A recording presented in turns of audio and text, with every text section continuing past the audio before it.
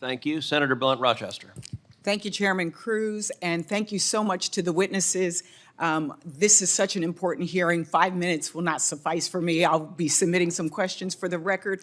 I noticed that for Mr. Altman and Mr. Smith, when the question of paint me a picture of the future came up, you actually leaned up in your chair. There was a level of excitement, and that's how I am about the future.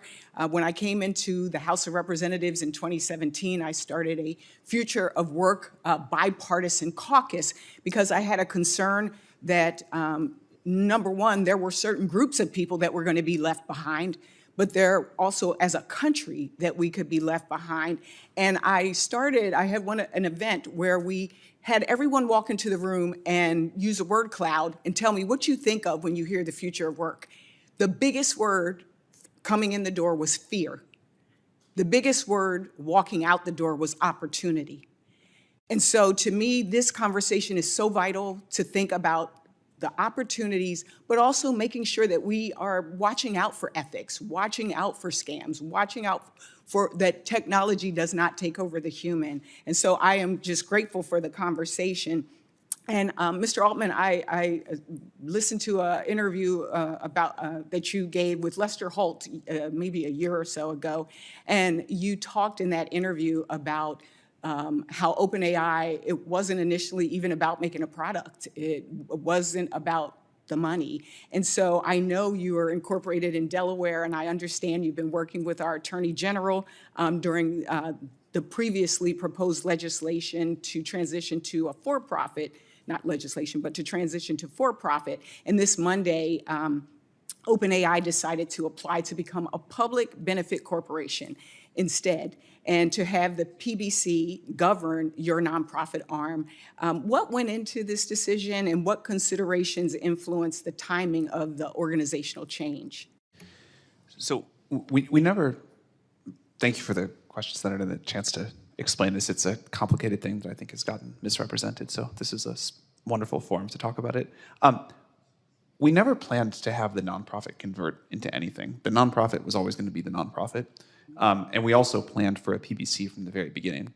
There were a bunch of other considerations about, is it the PBC board that would control the nonprofit somehow, or how our capital structure was going to work, that there was a lot of speculation on, most of it inaccurate in the press. But our plan has always been to have a robust nonprofit. We hope our nonprofit will be one of the best, maybe someday the best resourced nonprofit in the world, and a PBC with the same mission that would make it possible for us to raise the capital needed to deliver these tools and services at the quality level and availability level that people want to use them at, but still stick to our mission, which we've been proud over the last almost decade of our progress towards. So we had a lot of productive conversations with a lot of stakeholders and a lot of lawyers and a lot of regulators about the best way to do this. It took longer than we thought it was going to. I would have guessed that we would have been talking about this last year, but now we have a proposal that people seem pretty excited about, and we're trying to now advance. And Dr. Su, your company primarily operates in the physical hardware portion of the AI stack. I have a bill with Senators Cantwell and Blackburn called the Promoting Resilient Supply Chains Act, which authorizes the Department of Commerce to strengthen American supply chains for critical industries and emerging technologies.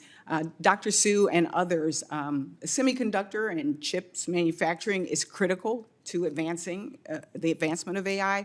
But we're facing these global supply chain constraints. What specific policies, and I know you mentioned policies as well for supply chains, would we need to adopt to help American companies overcome the supply chain issues and compete in the international with our rivals?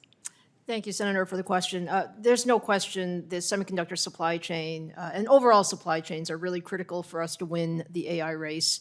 I think from a semiconductor standpoint, the efforts that have been made to move manufacturing back to the United States have been positive. I think they are a start. There's a lot more that we can do.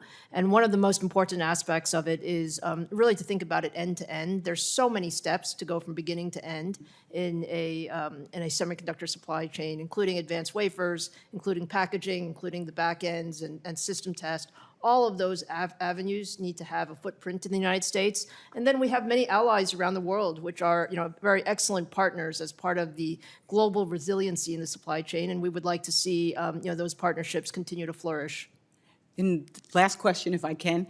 Mr. Smith, how do you see the interdependence between the AI stack sections creating either vulnerabilities or opportunities in the AI supply chain? I think they create more opportunities than vulnerabilities because it enables companies to do what they do best, and then we can work together. And the world today has an integrated supply chain for anything that you buy. We just don't think about it when we go to the grocery store. I think one of the strengths of the tech sector is that we have, I'll call it a string of pearls, great companies in every layer of the stack. And we're going to need, frankly, more great companies, especially at the applications layer, and that it is how we work together. Thank you so much. I am out of time, but we will be following up with questions for the record as well as individually. Thank you, and I yield back. Mr. Moran.